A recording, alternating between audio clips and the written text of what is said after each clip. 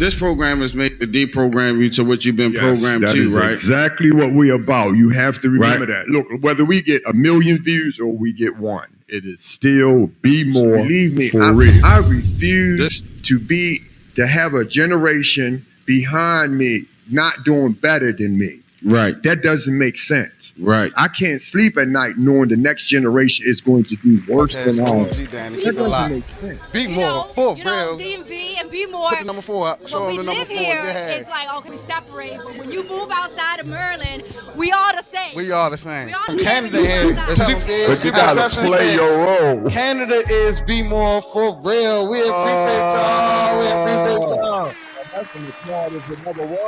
We appreciate. Welcome to BMore4Real podcast.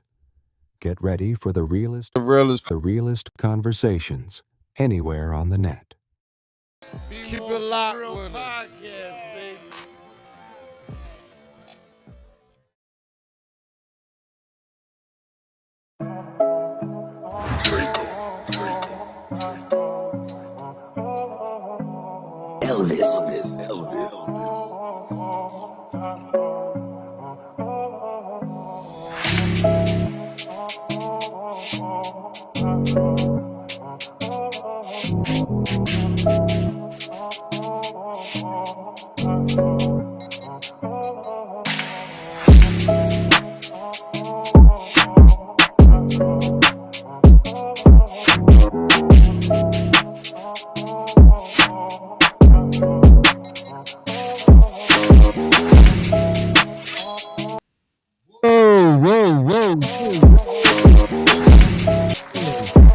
Let's do more for real, man. Let's do more for real. We're gonna go ahead and clap that up.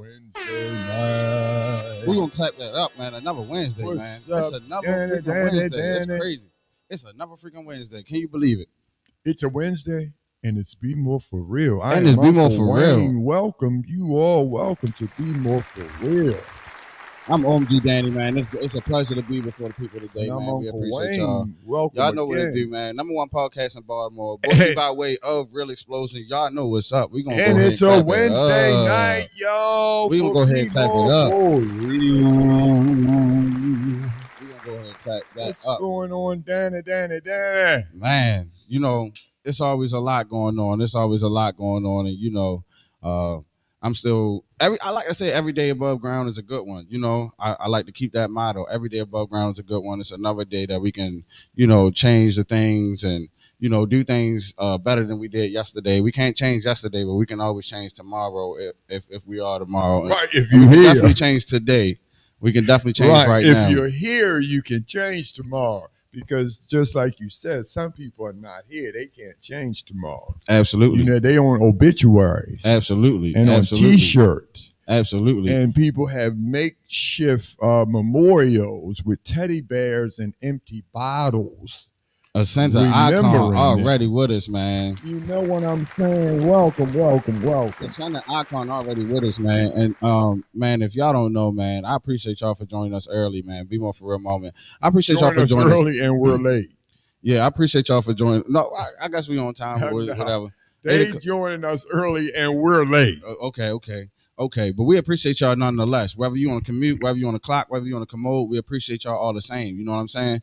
But EBJR, man, this is the brand, man. This is more than just a brand; it's a movement.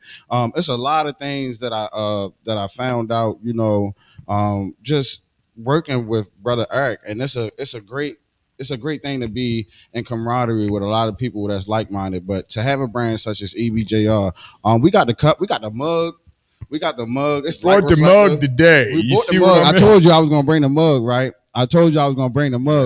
You brought the mug today. We brought the mug today, man. And this it's ultra important, man. EBJR, man. Make sure y'all go ahead and check out the brand. We got that flyer, right? So let me see. Let's see what we could do. We're gonna go ahead and shout out Big Brother Eric. We appreciate you as always. You're gonna be a part of this Be More for Real moment. He's providing us with the gear. It just feels so comfortable, you know, to send the icon. But another thing that you guys need to know is that he started his brand as Send the Icon in 2016. It's inspired by his brother who passed away. EBJR stands for Elevate, Believe, Just Rise. It's a philosophy that guides everything that he does and infuses his mission to inspire others to achieve what they really want to do in life. You must elevate your thinking, believe in yourself even when others doubt you, and face challenges head on. With this mindset, you will reach new heights and just rise. So, man, it gets deeper than deeper. Each week we learn more about the gear. Not only it looks good, it has a lot of meaning behind it. Yeah. Each week I learn more about the what's behind the gear itself. For sure. Shout out brother Eric, man. Y'all can catch him on the BMore4Real network. Y'all know he's live every Monday on the Sports Talk, Fire Sports Talk show. BMore4Real is on tomorrow, which is Thursday, every 7 p.m. Shout out BMore4Real. Make sure y'all go ahead and like, share, and subscribe to them. It's just the connections and the camaraderie that we have and the networking that we have with a lot of these people, man. It's just awesome. It's an awesome feeling to be a part of such a reunion. For real. Definitely. Family. Yeah, man. It's definitely have family. We like I said, we repeat ourselves continuously about BMore4Real because family matters. And if we don't communicate with our family, it hurts. So BMore4Real, we love you. Yeah. And tomorrow, don't forget to join in, y'all. For sure. And I'm sending an icon. Brother Eric, he said, I got you on new inventory next week. So we look forward to that, man. This is awesome gear, man. I mean, like the cup, everything, listen, man. It's awesome. That gear you had, that you had on there, that red, white, and blue, that was nice. I'm telling you, talking about fire. I'm telling you, it was really nice. So, but by the time I get to it, it's going to be sold out. I'm sorry, I know it is. And if it's not, it should be. That's really nice. Really nice. So how are you though, Uncle Wayne? Listen, let me tell you, weeks fly by. I'm telling you, if you all don't get yourselves together, y'all gonna be like Uncle Wayne. Y'all gonna be 60-something next. You understand? So y'all better get yourself together. You see how weeks fly by? It's Wednesday again, and we right back here again.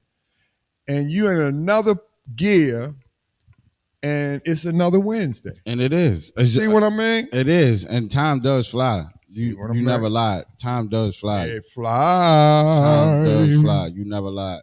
And like I said, we appreciate Eric, brother Eric. We appreciate Dennis Maria, Lene. We appreciate all y'all, man. Joey, the whole team. Shout out Sensei Sandy. It's a BMore4Real moment. We always gonna have these BMore4Real moments where we let you guys know what's really up, you know what I'm saying, with us on a personal level. And also we were talking about that too backstage, where it seems like our subscribers and our followers, they kind of like family. Like it's really like family. And it's crazy.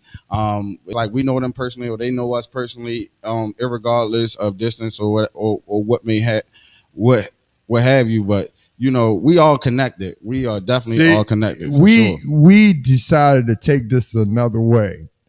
Stranger as it may seem, our subscribers are our family. It's like we don't have 1,000 billion subscribers. We have family. Right. So our subscribers are our comments. Right. They feel who we feel. Right. So when they don't comment, we take it personal. I mean, why are you not talking to us? Right. That's why we have to agree to disagree. So our subscribers are our family. For real. You see? That's how it works, right? For real. Yeah. Can we get a round of applause for that? We're gonna go ahead and clap that up, man. For sure. I was telling you now, if we had 10,000 subscribers, and we were on live, and all of them wanted to talk to you at the same time, could you talk back?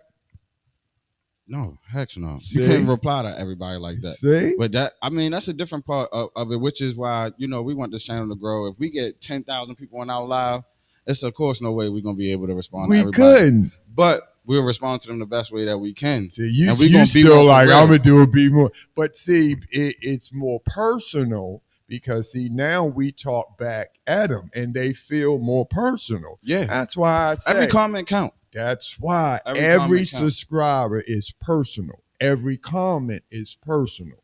When people comment, it's personal. Yeah. And we take it, what? Personal. Be more for real. Be more for real. I mean, we ain't take it how you want. It ain't gonna be personal like, oh, I'm gonna get mad or whatever. No. You know, it's never gonna be like I'm gonna get mad or nothing like that. It's never gonna be like that. But if you got disagreement or whatever, of course, it's welcome. Just the same to somebody who agree with us. We not gonna bend or fold or whatever. We be more for real. You know what I'm saying? We grow together. What you like, you know what I'm saying? What you eat. There we go. Don't make me ish and you know what I mean? Y'all know the saying. So you know how it is. You know.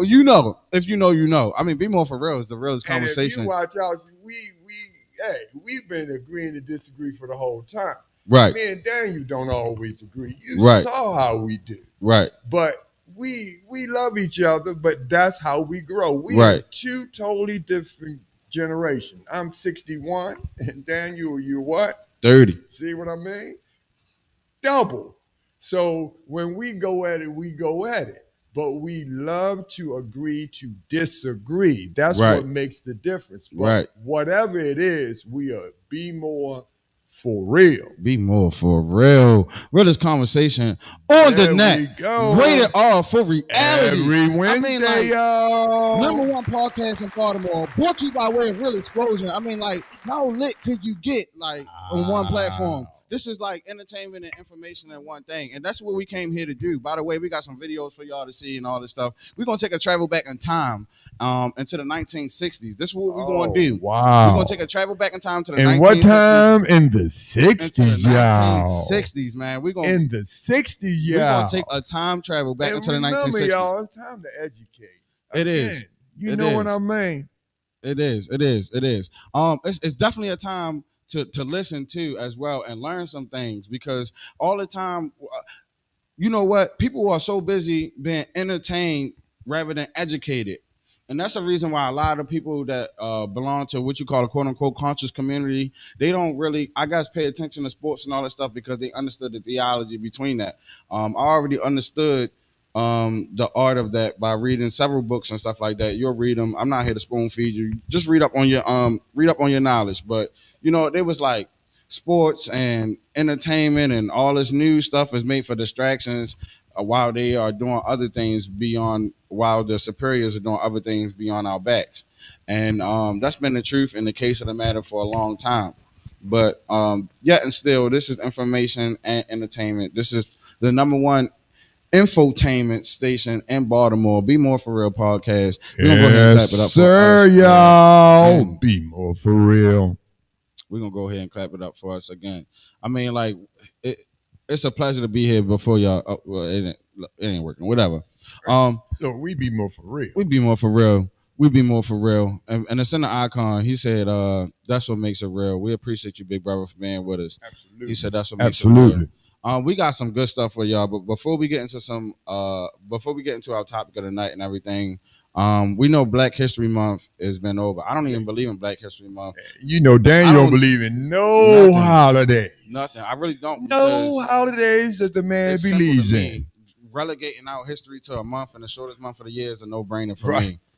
It's a no-brainer for me. And then let's talk about Black History Month because it doesn't make any sense that it's a month that is Black history. After all this time in 2025, it doesn't make any sense. We should be in everything and all the time, everywhere we should be. It doesn't make any sense now. Just like I keep telling you, when you take money out and it's still old white men with white wigs on money, it just irritates me. Right. And it's just when we still do stuff and everybody keeps, especially when you hear stuff, it's the first time a Black person done stuff. And it's 2025. That stuff's ridiculous.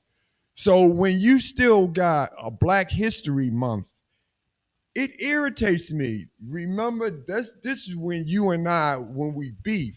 I'm 61 and you're 30. That's when I say when anything has to do with something we do black, that's when I say the rules and regulations, policies and procedures. Right. It's time for y'all to snatch that shit down. It's nothing it should be now.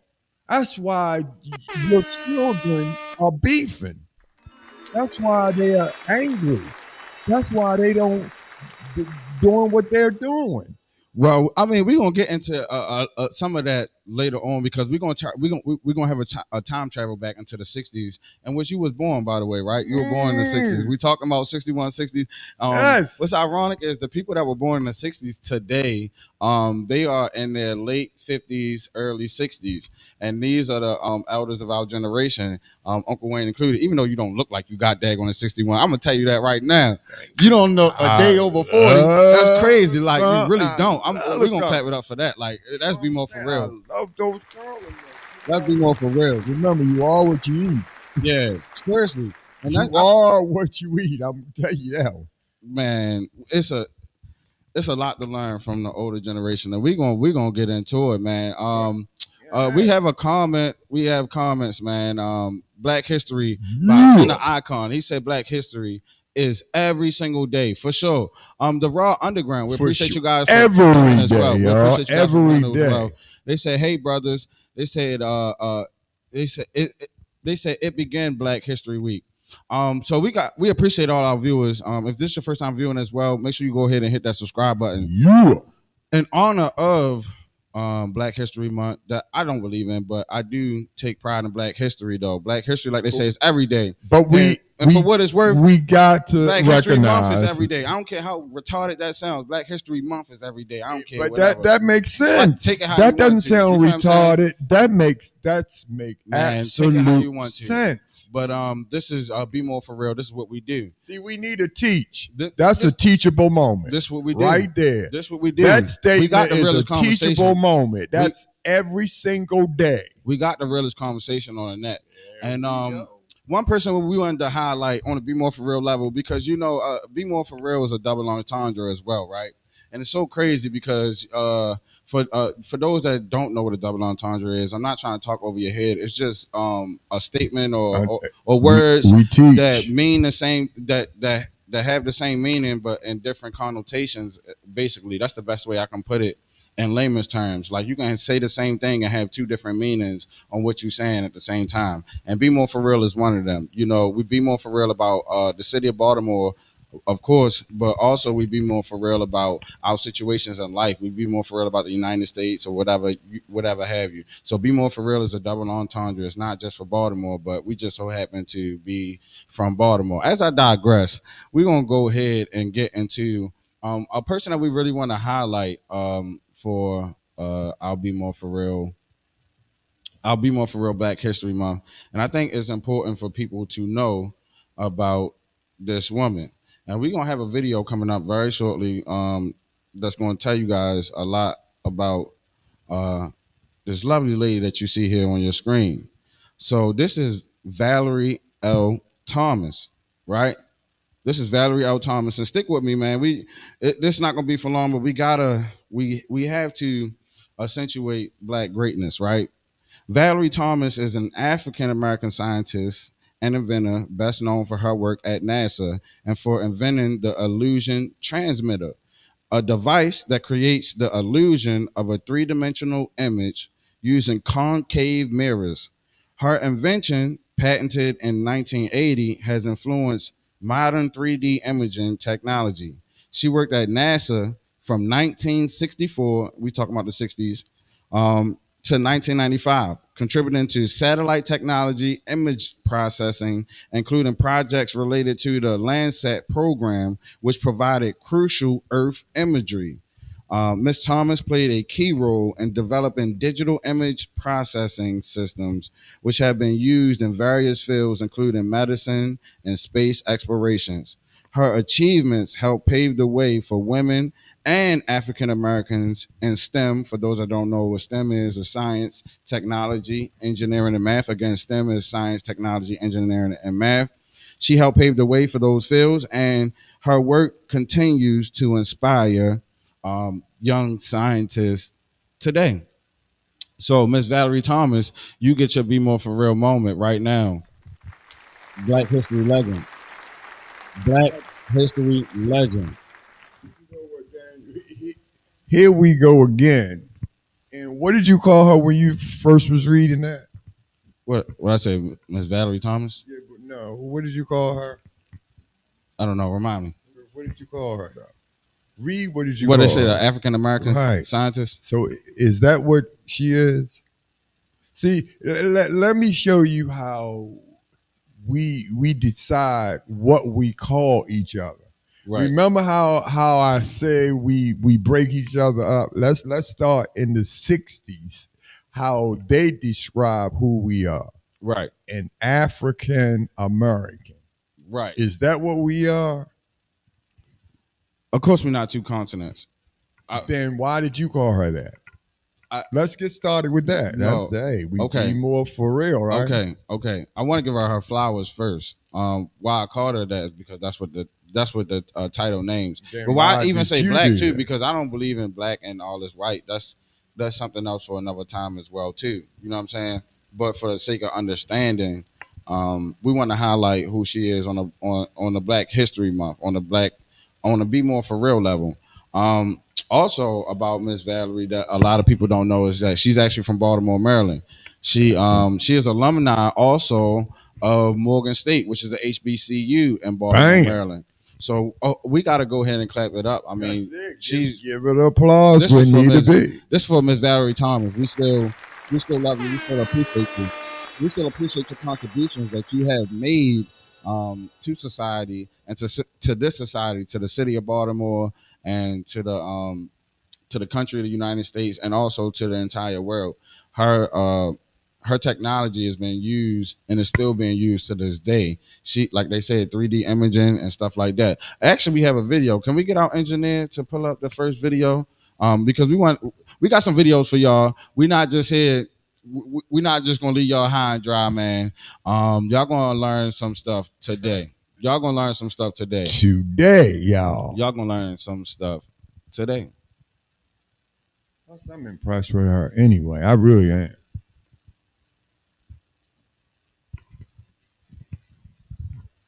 So let's go ahead and pull this first video up.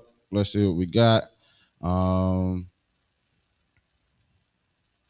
College that things started to change. After high school, Thomas studied physics at Morgan State University, where she was one of just 2 women in her major. And she did so well that right out of college, she landed a job with NASA as a data analyst. This was 1964, so up until this point, Thomas, like many people, had only seen computers in science fiction movies. And now she was going to be using computers to analyze data for NASA. And not just any data either. Several years into Thomas's career, she began working on NASA's famous Landsat program. The program was designed to let us see Earth from space with the help of a series of satellites snapping pictures from orbit. The idea was that with continuous images of the whole globe, scientists would be able to monitor climate, agriculture, water resources, and a ton of other things that help sustain humans and other life on our planet. But downloading an image from space was not as simple as you might think, given how common it is today. This was the first time we were getting such detailed satellite images of Earth, and each snapshot contained a lot of data. That is where Thomas came in. She helped develop the software that let scientists decode data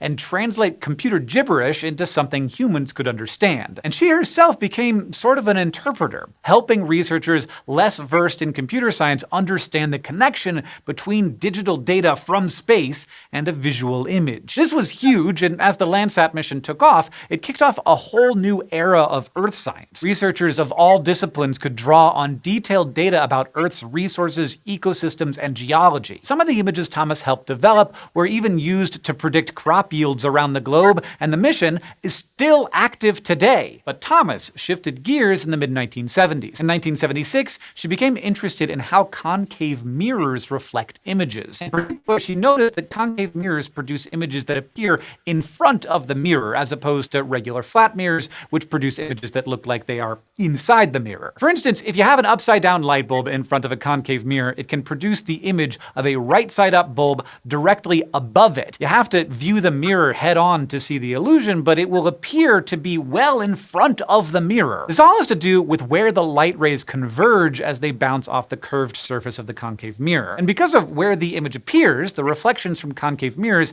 tend to look real. So Thomas started wondering if it would be possible to transmit a 3D illusion like this. It would be like transmitting a hologram, but without the need for all the fancy, expensive technology that holograms required. Holograms were new in the 1970s, and they were possible thanks to the invention of lasers. But while the hologram technology existed, it wasn't really practical. So Thomas came up with an alternative. She invented what she called the illusion transmitter, which she patented in 1980. It was a device that detected a 3D illusion on one end, channeled it through a cable or even wirelessly, and reproduced it using a concave mirror on the other end. She hoped to use this invention to create 3D television, and while that has not made it to our households yet, it could in the future. The illusion transmitter might also be used in other ways, like as a tool for surgeons to look inside the body. Thomas accomplished all of this in just the first 16 years of her career, and then she pivoted again. She went on to become a manager for NASA's Space Physics Analysis Network, also known as SPAN. That name might not sound familiar to you, but it was basically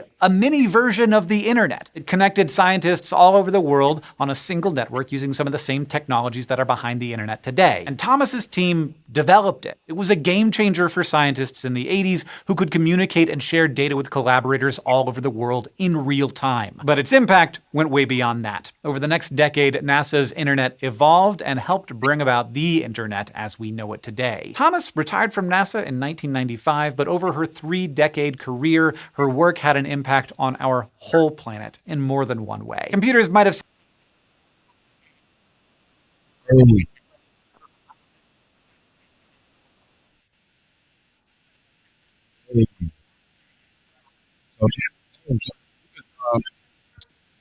turn it off. That was extremely good. Let's hold on. Let's go ahead and clap it up. Look, this is Black History. Get the chance to see. Let's go ahead and clap that up. Let's go ahead and clap that up. Miss Valerie Thomas, the lovely and the beautiful, from Baltimore, Maryland. Make sure y'all know her.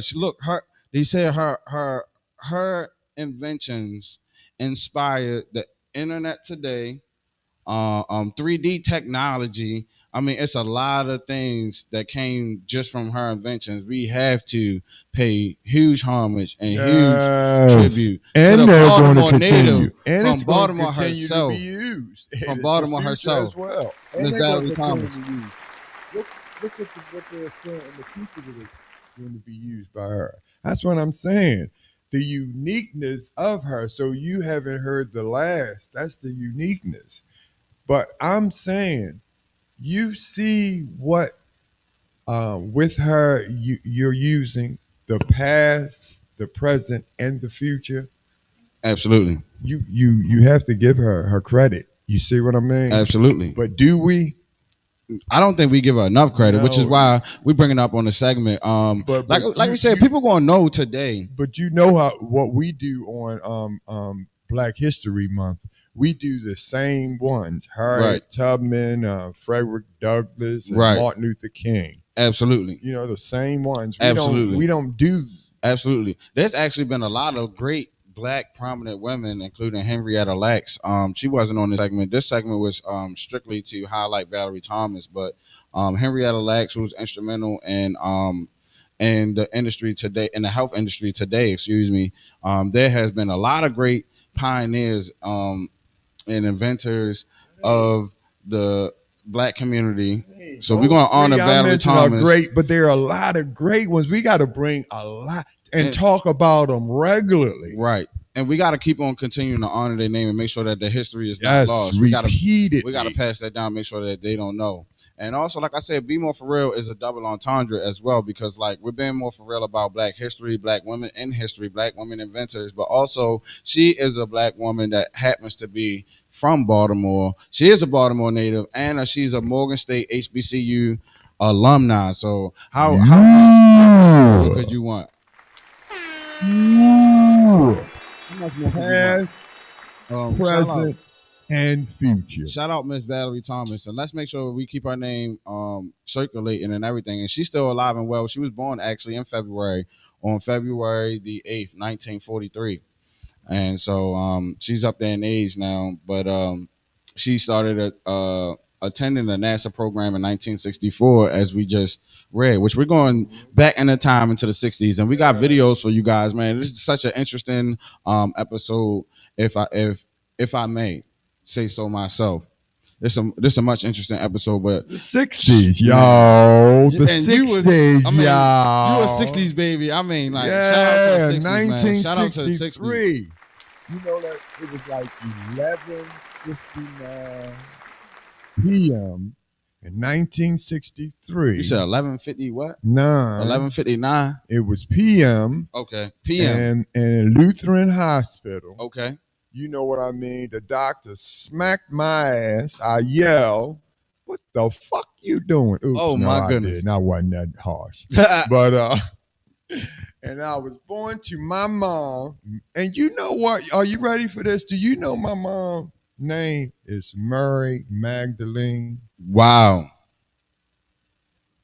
So that was my mother's name. I came out of the womb of Mary Magdalene at 11:59 in 1963. That is interesting. We're going to go ahead and crack that up. That's just something happening in 1563. And you know what? Back then, those was the times that black and white creaked together to try to get together at the same time we weren't allowed to be together. Right. Wasn't that was the oddest time? Right. It is a lot of oddities, and we were talking a little bit backstage as well too. We were saying how the 1960s was such a crucial time in American history, and we're just gonna go ahead and go to the topic of the night. Topic of the night. We're going to the topic of the night. We're traveling back into the 1960s now. Let's kind of set the stage for the 1960s for a second. Let's go to let's see the population. We're gonna go to the population of the 1960s, and what we're gonna do is just set the stage. For those that don't remember, we just can relive and take a time back and travel back into the 1960s, right? 1960. So in 1960 what? We're gonna start from the 1960, but from 1960 through 1969, right? The population of America and United States in 1960 was 179,323,175, according to the census. In 1969, the population was 202,676,946. The approximate growth grew by approximately 13% from 1960 to 1969. In contrast, we're also going to do the population of Baltimore between 1960 and 1969 as well. So the population of Baltimore at the time of 1960 was 939,024. Just under a million, and by 1969, that population had declined to 855,000. Throughout the 1960s, Baltimore experienced a decline in population due to factors such as suburbanization and economic changes. The population decrease was significant in that decade. Oh wow! It lost over 100,000 residents. So it's crazy. The American population increased, but the Baltimore population decreased. So that's interesting. But you know what? This is the thing that I have to make clear too. Going through census and all that, we weren't registered, so you really don't know if we were here or not, and you couldn't find out about us. Because back in them days, to find out if we were here or not, you had to find out. Let's say when they did census. Right. So remember when you were young, when they came through the neighborhood to try to with the mail. Right. Right. To try to get you. How many people filled those things out and got into it? Almost none, especially if you were black. Even you were not you weren't like a illegal alien, but most black people never trust those things anyway. So they couldn't document you to find out if you were here or not. So they tried to do those census. So they never had those numbers correct anyway. Right. So think about so it. I'm not saying the number is extremely accurate. Hey, That's those are the especially numbers for our blacks. Of course, those are the numbers according to the census. And as of right now, I guess we just painting a picture of what's going on in the 60s. So what's going on in the 60s is there's a population boom in America, about 13% from 1960 to 1969. We see those statistics there. And we're gonna start to gather this data, and we're gonna compile this data, and we're gonna make up. And they said Baltimore decreased, but I bet you them blacks were increased. But we were here. We were just doing our thing. Right. It decreased from 900,000 to 800,000 per se. And shout out to the people, like I said, that was born in the 60s. But really, the 60s is a time that I guess you had to be born in the 40s, like Valerie Thompson that we were talking about, the 40s and 50s, to really grow up in the 60s. You know what I'm saying? That's type of era. But the president at the time was Dwight Eisenhower, who was in his last year of his second term. He started his term on January 20th, 1953, and he ended his term on January 20th, 1961. Then after that, the president was John F. Kennedy. 60s was a wild time, right?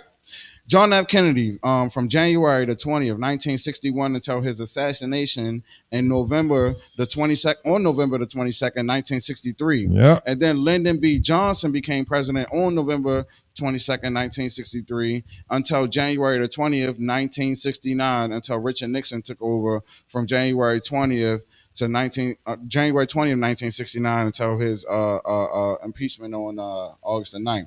So there's a lot of history that the 60s was a pivotal time in history.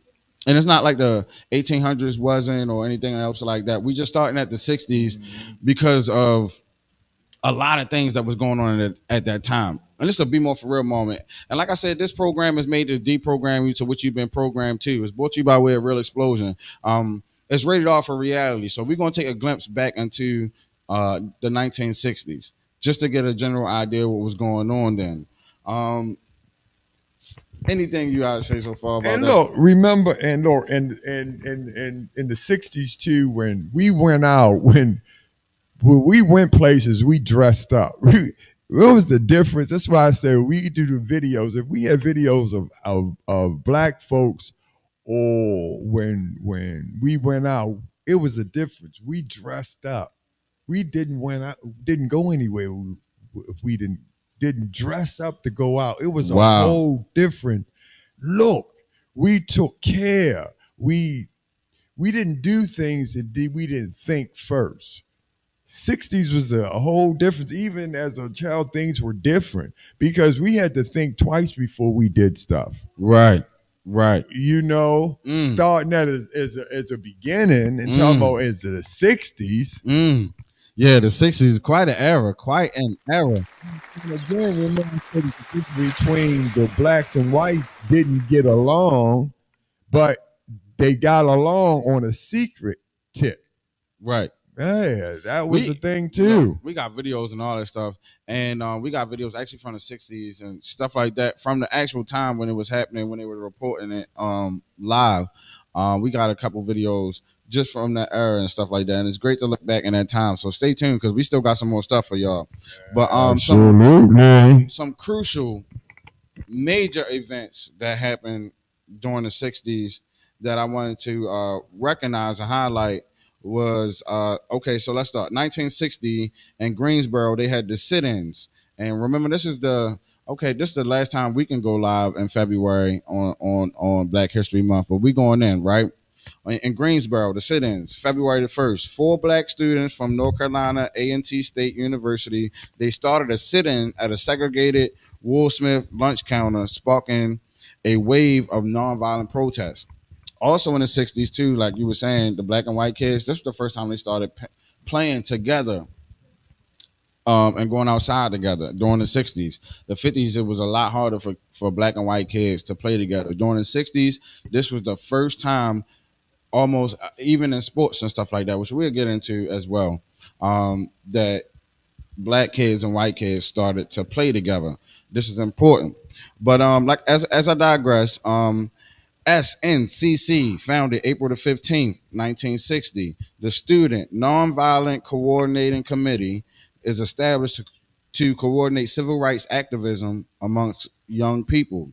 In 1961, the Freedom Rides began on May the 4th. It was integrated groups of activists. The Ride Interstate, it's an integrated groups of activists ride the interstate buses into the segregated South to change Jim Crow laws facing violent opposition. James Meredith. Let's go to James Meredith. Uh, let's see. James Meredith integrates the University of Mississippi in 1962 through a legal battle that started, and he couldn't officially enroll until 1962. He arose at Ole Miss, on September the 30th after a federal court ruling. Meredith became the first black student at the University of Mississippi amid some deadly riots. 1963, Birmingham campaign, April through May. Martin Luther King and the Southern Christian Leadership Conference, SCLC, led protests against segregation in Birmingham, Alabama. The police used dogs and fire hoses against demonstrators, We definitely and remember it some of shocked those times. the nation. A letter from the Birmingham jail on April the 16th from Martin Luther King writes this famous defense of the civil disobedience of law enforcement leaders and the governments while he was jailed for protesting. On March, in March, a march on Washington occurred on August the 28th in 1963. It was over 250,000 people that went and gathered in Washington, D.C., where Martin Luther King had his famous I Had a Dream speech. So, for those that don't know, Martin Luther King's I Had a Dream speech was August the 28th, 1963. And then you had the 16th Street Baptist Church bombing in September 15th, the KKK bombing in Birmingham, Alabama, that killed the four black girls. The famous story about the four black girls being bombed while in church.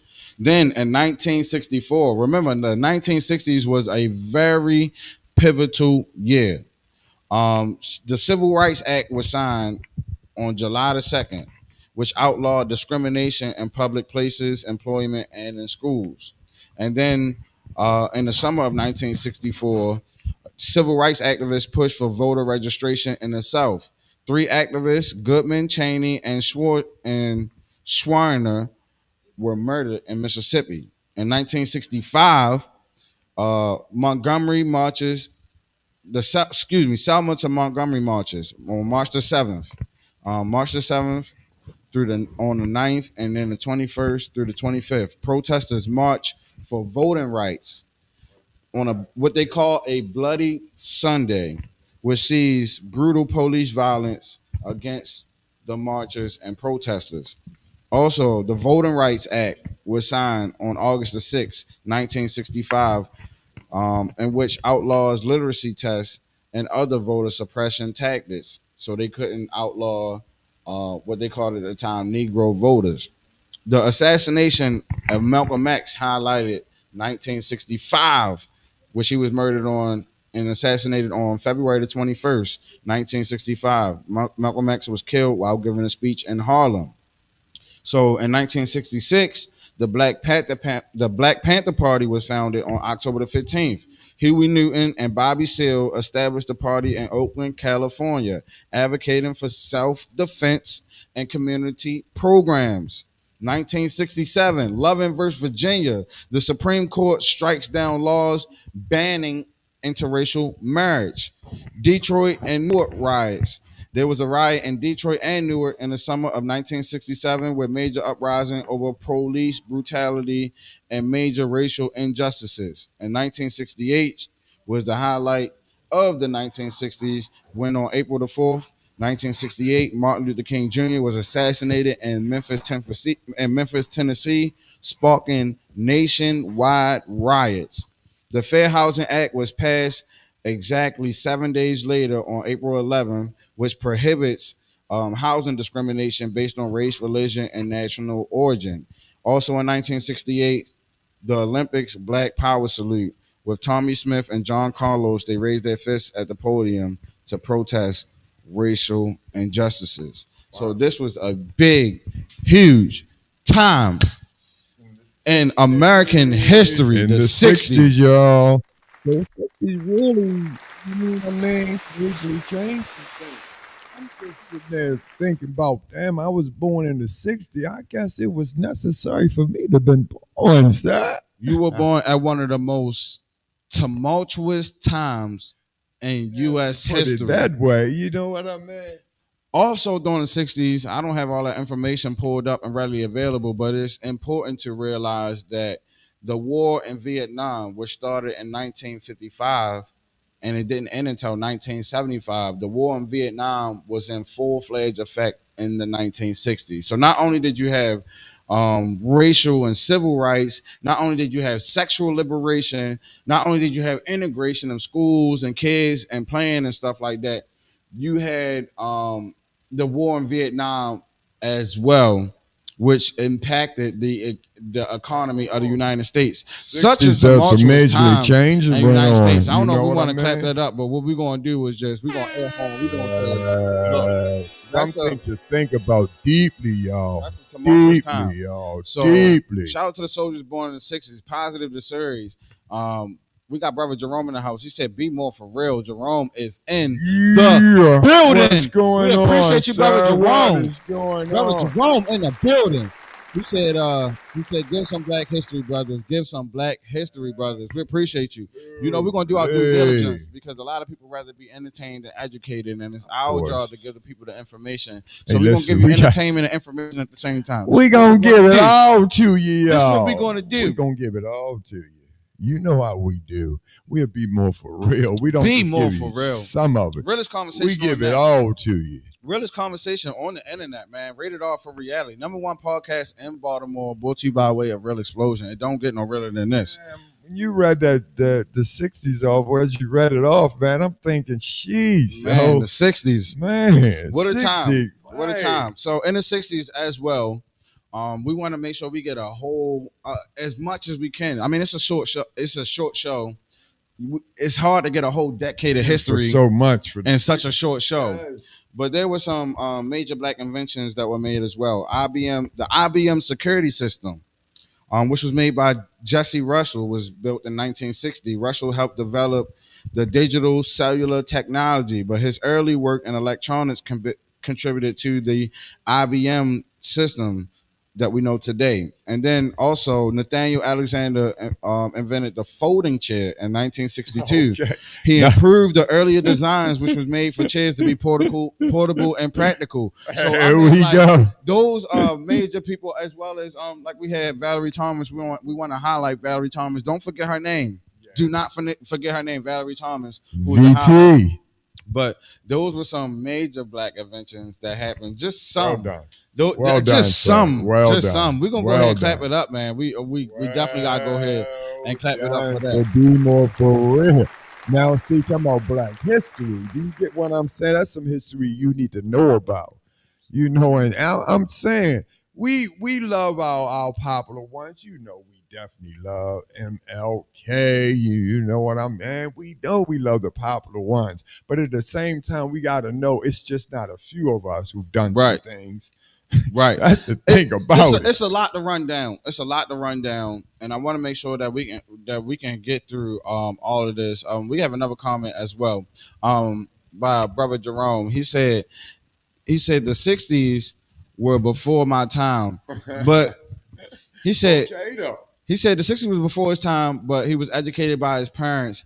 We should all be fully, what did I say? Fully apprised where we came from, and the what did it say? And so we came from the weekend. I'm sorry. Look, we came from the weekend to understand where it's real. I know people. Look, we're not gonna judge if you can correct it and get your wording right. We'll be okay. But I'm trying to stick with you. He said the weekend. I don't know. We want to go where we don't want to return. In short, he said. He said it is a short show, but starting these conversations are vital to continuing the discussions on other platforms and in other houses. It starts with you, and it starts with each of us, and so we definitely appreciate that. And I'm sorry if I messed that first one up. You might need to reword it just a little bit, brother Jerome. We here with you. But it's be more for We're real. here with you. We're gonna figure Be it more out. for real. You We'll get figure what it I'm out. saying? Nah, We'll figure it out. We can figure it out. Just And remember. also during the '60s, we want to paint this. We want to paint this picture, right? Because during the '60s, we had some great black athletes as well too. So we want to get into them. The number one iconic, most iconic figure of the 1960s was Muhammad Ali, who became the heavyweight champion in 1964, and he shook up the boxing world with his skill, with his charisma. In and 64? In 1964. Oh, wow. And he shook up the world, and he won the that heavyweight one. champion. And he had outspoken activism. Also in football, In 64? in 1964, Muhammad Ali. I'm learning. Now that I didn't know. In 1964. So look, let's be more for real. You know, I'm gonna be more for gonna give you more real. information. Hey, educate me as well. You get what I'm In saying? football and the NFL and college, Jim Brown was considered one of the greatest running backs in the history at the time. He dominated the NFL with the Cleveland Browns before retiring in 1965. Also, Gale Sayers, a legendary running back for the Chicago Bears, he was also a prominent black figure in sports at the time. In baseball, we had Bill Russell, who led the Boston Celtics to the NBA championships, to multiple NBA championships, multiple. And he was also a civil rights activist. Wilt Chamberlain also set the record in 1962 with a 100-point game. Get out of here. Talking about learning. Elgin Baylor, one of the first NBA players to showcase the above the rim playing style that we still play in today's There game. we go. And track and field at the time, our prominent black athletes was Wilma Rudolph, the first African American woman to win 3 gold medals in the Olympics in Rome in 1960. She had to overcome polio as a child. Bob Hayes also won the Olympic 100-meter sprint in 1964, and he, of course, we know he later played in the NFL as well. Tommy Smith and John Carlos, they was famous for their powerful black power salute at the podium in the 1968 Olympics after winning gold and bronze medals in the 200 meters. In baseball, Willie Mays was one of the best players ever, excelling in hitting and fielding and base running. Hank Aaron was on his way to breaking Babe Ruth's home run record, which he would achieve in the 1970s, though. But was a prominent baseball figure in the 1960s. Bob Gibson also dominated as a pitcher for the St. Louis Cardinals in the 1968 season. Look at this. Look at this. We painting a time with the athletes. This is what I'm saying. The boxers, See, with the president. We learning. You like understand? That. I mean, trust me, this is the realest conversation you're ever going to hear. And we're going to sit here and compare some things. Trust me, we still got some videos. For all our viewers that still tuning with us, we still got some videos for you guys to see. Also, before we get to these videos, look, we got some comments, and then we're going to get to you, Uncle Wayne. I'm sorry. We said, look, we need to know where we come from so that we can truly understand absolutely. He said where we don't want to go and where we do want to pass forward to. Appreciate that. He said, I'm going to talk to text to her. Oh, I think it's talk to text. Look, we appreciate you, man. We appreciate you, brother Jerome. We're going to get it together. Absolutely. We're going to get it together. Absolutely. I know how that AI and talk to text be. We know how that be. Great history. He said the athletes are trendsetters and open up doors for future athletes. So send an icon. Definitely appreciate you, brother, for sure. Absolutely. You know what I mean? We're painting a picture of the 60s, though. So in the 60s, you read it down. Look at that. You can see the population at the time. You can see what's going on with America. We also want to have some videos to exacerbate the details and go into the details of the 60s and what the people were going through at the time. So stay tuned for that. It's coming up. The population of Baltimore, we already went through that in the 60s, but the mayors in Baltimore, the mayors were Theodore R. McKeldin. He served from 1959 until 1962. Then we had J. Harold Grady. He served from 1959 to 1963. He succeeded McCalvin and served until 1963. So I had that wrong. McCalvin, he bought in the 60s, and J. Harold Grady, he actually started the 60s campaign. Then we had Thomas D'Alessandro III. He was the mayor of Baltimore City from 1963 until 1967. He was known for his focus on on urban renewal and civil rights, as well as Walter S. McGowan, who served from 1967 until 1971. He took office in 1967 and he served until 1971.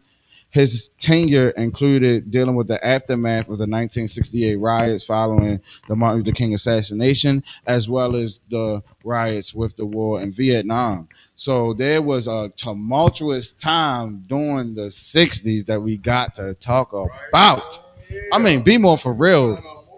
It's crazy, man. You got to deal with the protests and all that stuff with the Vietnam War.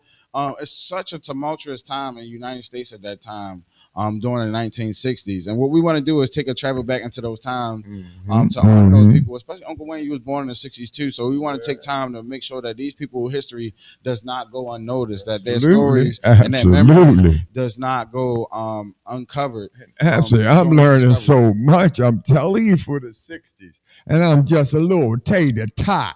And a little pan was like, learning as much as I can. That's what I'm saying.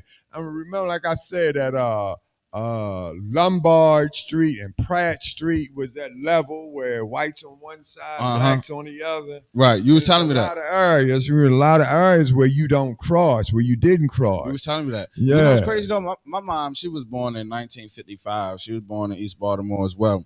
But she was telling me that Patterson Park, when she was younger, they couldn't go there. You know, there was white people. They used to spray. They used to spray paint and have tags and all that stuff. They say, you know, no Negroes allowed here, no niggas allowed here, whatever. You said no you knew Negroes. it was clear that did. you was on the wrong. You was on the wrong side of town at that point.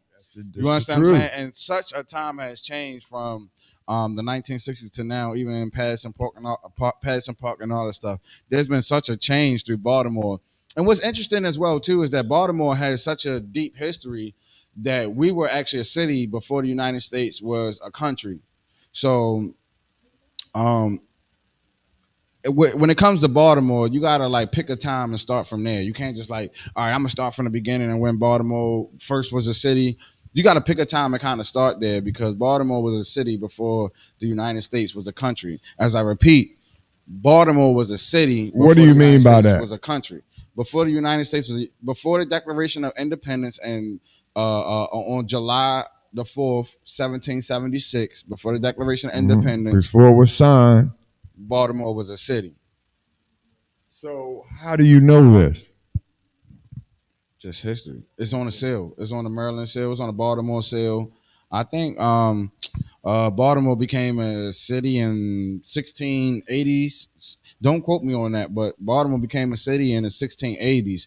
It's one of slave port cities and all that stuff. We had prominent figures like Harriet Tubman, Frederick Douglass, who do come from Baltimore as well. Thurgood Marshall. We have a lot. We have a rich history. So when it comes to Baltimore, you got to kind of like pick a time and start from there. Even Druid Hill Park, you need to understand about within itself. Right. You got to kind of pick a time and start from there. But also in the United States, this was a crucial time. Like John F. Kennedy was assassinated in the 60s, as well as Martin Luther King and Malcolm X. If you want to talk about the highlights of the 60s, within itself, those three were the obvious highlights things of the 60s. Besides the civil rights movement, besides I'm talking about the assassinations, because a lot of times we pay attention to the drama. That's what we're drawn to, the drama of things, and the drama of the things. Black folks. John F. Kennedy being assassinated.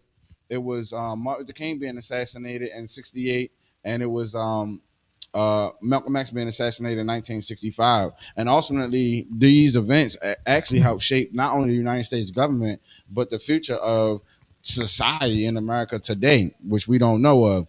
We have a lot of comments. Brother Jerome, He said, I'm sorry about that. He said, God makes no mistakes when he created us, and that's why so many people are afraid of who we are. Absolutely. And he said, and how God like we step in this physical realm. Okay.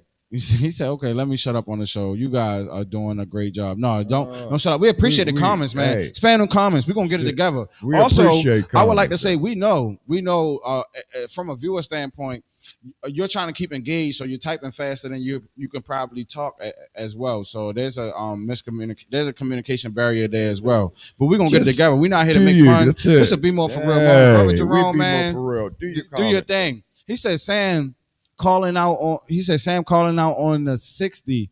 If I keep some old man, he said Uncle Wayne is seasoned like fine wine. Pay attention. Ascena Icon also said his assassination is a deep story. He said he was going to expose so much. Both assassinations, all three assassinations was deep. From John F. Kennedy, how his assassination was eerily similar to Abraham Lincoln. When Lincoln was killed in the Kennedy vicinity, Kennedy was killed in the Lincoln vicinity, stuff like that.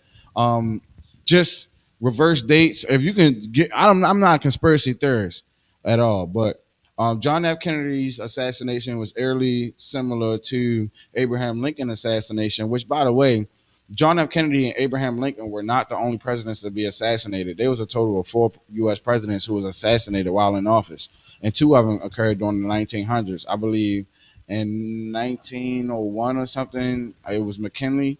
Don't quote me on McKinney. And then in 1963, it was John F. Kennedy, and a little bit before then, it was Abraham Lincoln. They had 4 presidents, a total of 4 presidents that was assassinated. So keep that in mind when you think about U.S. history. History has been tainted to keep the population in line. It's almost like religion. I ain't gonna get too far into that, but it is. It's almost like religion. That's a whole different story, right? It's told from a standpoint where as though it's going to keep the masses in line, and this is why it's BMore4Real, because we made to deprogram you to what you've been programmed to. So it's a lot of stuff we're going to uncover on history that's going to make a lot of white people mad. It's going to make a lot of black people mad, but we don't care. We BMore4Real, and we stand on business. You heard it. There we go. Say it one more time. It's BMore4Real, and we stand on business. So whether you like it or not, see, we do what's right. We tell what's right. We tell the truth. And listen, an opinion is an opinion. The truth is the truth. You see the difference? And the truth is going to stand. The wind is going to blow and go all the way back around, but it's going to come right back on the truth. Remember, I said our subscribers are like family, because we're going to see you, you're going to feel you, and come back around, but we told you what it is. And listen, if you don't agree with something, that's why we invite you on. You come on. But see, you're going to come on, we're going to ask you questions, and it's going to be a give and take situation. That's what it's all about. But you got to be interested all at the same time, too. So, you know what I mean? Absolutely. So it's BMore4Real, y'all, all day, every day. Absolutely. So, I mean, the 60s is, quite frankly, a revolutionary time. And as I was digressing before, the presidents and all of them, that was assassinated. The highlights of the situation was John F. Kennedy being assassinated in 1963. I believe it was November the 22nd, right? November the 22nd, 1963. And look at how America was going on at the time, man. You had the war in Vietnam. The war in Vietnam, which started in 1955, which didn't end until 1975. So the 60s was smack dab in the middle of the war in Vietnam, right?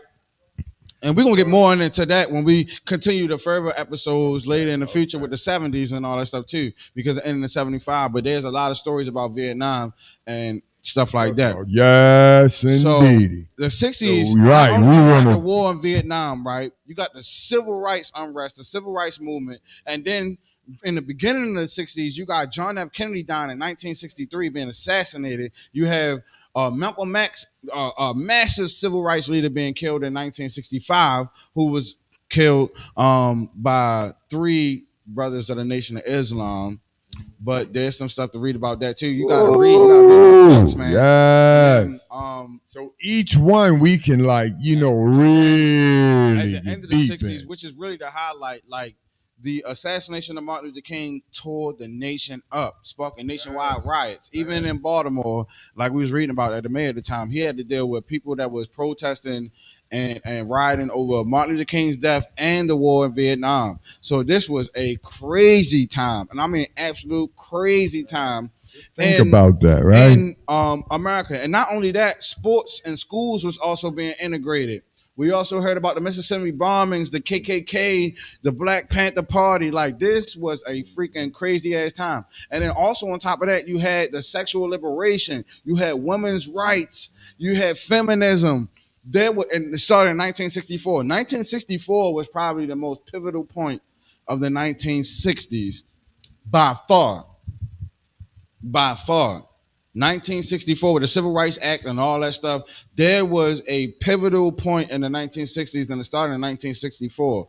So also as well, there hasn't been a show that I've seen or a podcast or anything else like that I've seen that's going to break down these generations of time and put this timeline and have us walk back into the future like us. So if you could hit that like, share, and subscribe button, it would be awesome. That's right. Because that's what BMore4Real is, this y'all. is unprecedented. Yeah. Like, people just don't do that, but we're going to do that for y'all.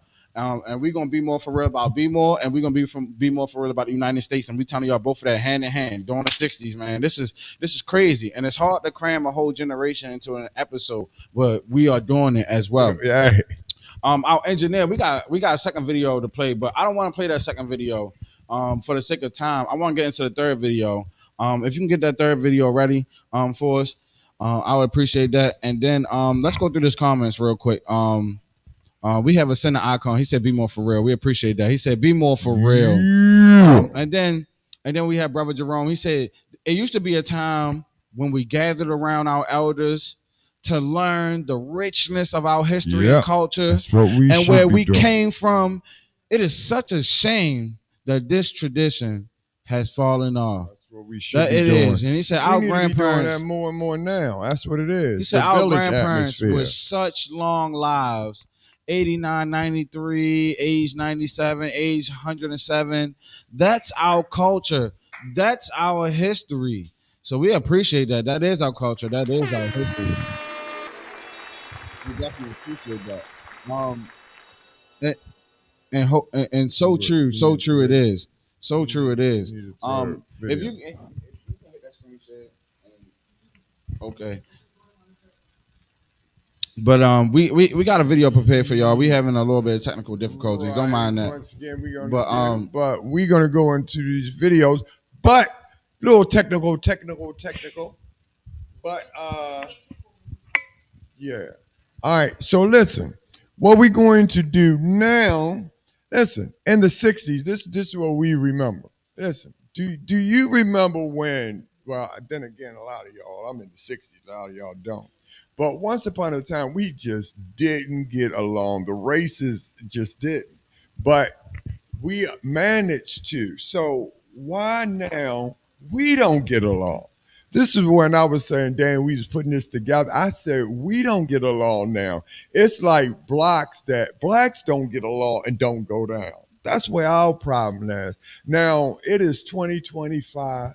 We don't get along. So that's where our problem is, got to change. So I said, we pull up them videos. How about pulling videos about 2025? Blacks don't get along. That's where our problem had to come in. That's what I'm saying. So our problem is it's 2025 now, right? Right. So we're going to go back to 1960 where blacks and whites didn't get along. Yeah, and the purpose of walking it down from the 1960s is just to get a time lapse on where we came from then until now. So we can do a time lapse of how we got to the 1960s, which would be another show and all that stuff. But the 1960s was so pivotal. We have to start there. I mean, it was just such an instrumental, like I said, instrumental and tumultuous time in the United States. It was a time like no other. You just had to be alive to be there, to be a part of it. And that's just facts. And especially if you was a grown person at that time, not just a child, but if you was a grown person able to take in and soak in all the events that was going on around you. Like I said, Muhammad Ali, you had the integration of schools, you had the assassination of John F. Kennedy. Imagine being around at that time. But like you said, imagine just the fact is so many beautiful things is happening, but not getting along with a race of people at the same time. Do you kind of see what I mean? Right. And it's not just not getting along with a race of people. Right. If it was, man, I'm telling you, it's so intricate, and it's so like I said, it's not going to go where you think it's going to go. It's to show a time lapse of how we got here, because like I said, in the '60s, you could see that it was a lot more structure. It was a lot more order. There was not phones. There was not computers. Let's remind you, there wasn't phones. There wasn't computers at the time. They had rotary dials, right? Which is funny. This is absolutely funny, right?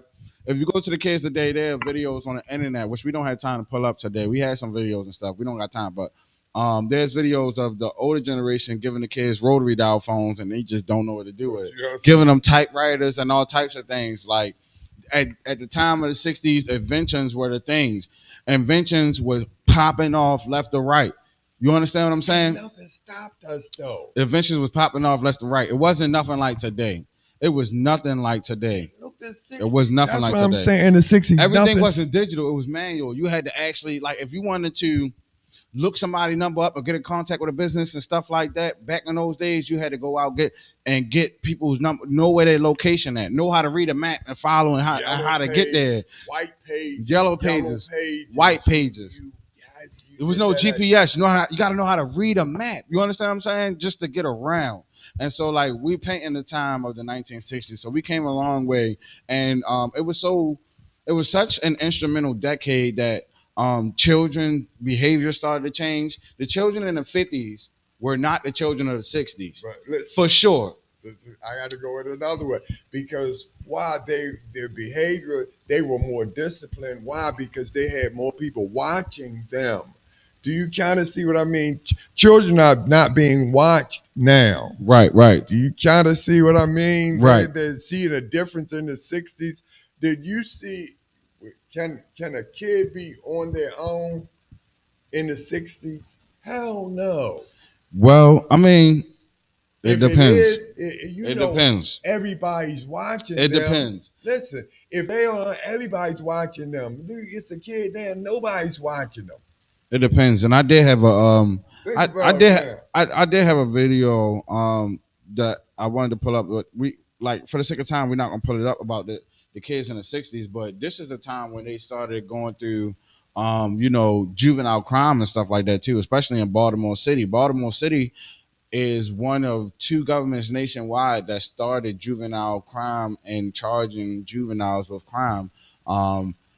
We had a video that I wanted to pull up from a report that was in 1966 that was highlighting juvenile crime, because they was on the trolleys. These were trolleys. It was trolleys at the time in Baltimore. People don't know why we got train tracks on the streets and stuff like that. The history of that is still there. The history of that is still there. They had trolleys. They had children that was creating disturbances on the trolleys and all that stuff, juveniles. And they wanted to charge these people. And in the beginning half of the 1960s, they were letting these juveniles go. But by the end of 1960s, from 1966 on, they started charging parents with their reckless behavior with their children. So, wow, I didn't know they did that. Try that back then. That started in Baltimore City, nationwide. People don't know that. That's why I said Baltimore has a rich history. Juvenile crime process and the juvenile filing process and charging them with crimes, it started in Baltimore, nationwide. And nationwide, they started because at first, if a juvenile was found abandoned or something, they would blame the juvenile for it at a certain point in time before then. But Baltimore had stopped that in 1902. So by the time the 1960s happened, you already had 50, 60 years of Baltimore holding parents responsible for their children's crimes, instead of what the nation thought, that the kids were the black sheep. they was the outcast of the family, and that they obviously were wrong, which is not always the case. You had people that was abusing kids and all that stuff. Their stories would never be told. But it wasn't until Baltimore. I can't think of the other city that had the juvenile crime thing, but Baltimore started it way back in 1902 with actually charging parents and stuff like that with misconduct. But it wasn't until 1966 that they put it in law that if your child does something and they under your care and they under 16, you can be responsible for that as an adult. You know what I'm saying? Depending on the crime that the child commits. That's So why I said Baltimore this was the first one to swing that into action. Like that's the why I said history is more real. and more policies and procedures, The history is y'all. The history is real. The history Policies is real. and procedures. Also, Back in the we have 60s for we have not even comments, knowing. man. We got comments. Comments, So, yes, sir. Brother Jerome, he did say, "Be more for real." We appreciate that.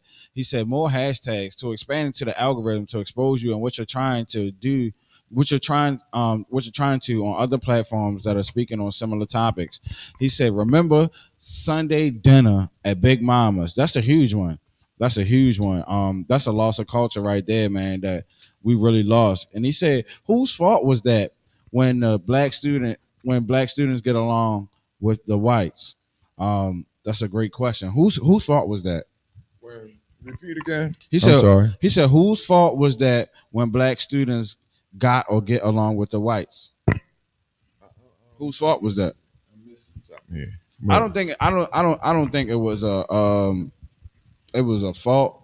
I think it was a more so of a culture shift. Also, I forgot to mention this. Motown.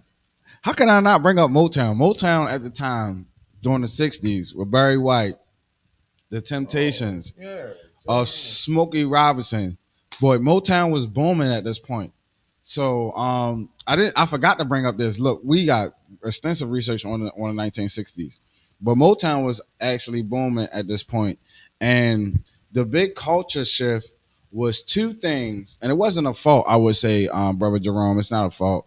I would say the integration happened as a result of entertainment and sports. When white people and black people started to like the same entertainers and started to integrate and be in the same sports, is when when the integration was forced to happen. And the kids of the '60s, they were able to fight off of the social norms, the Jim Crow laws, and all that stuff, and be able to go outside and play, despite their parents' wishes. Because both black parents and white parents at the time knew it wasn't good for black and white children to play together. But it was the sole thing of the children of the '60s, which created defiancy in children in a good way, so to speak.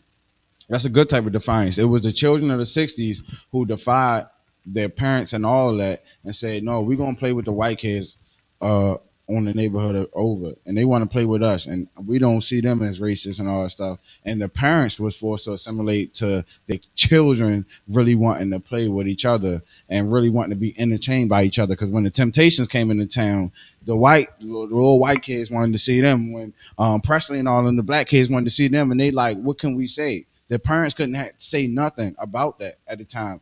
Also at the time, you had Bonanza and all of them, the westerns.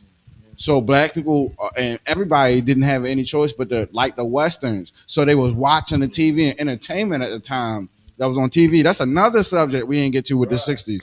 They was watching the westerns and they wanted to Gunsmoke and Bonanza, and they right. Right. Their way of living in their life. Right.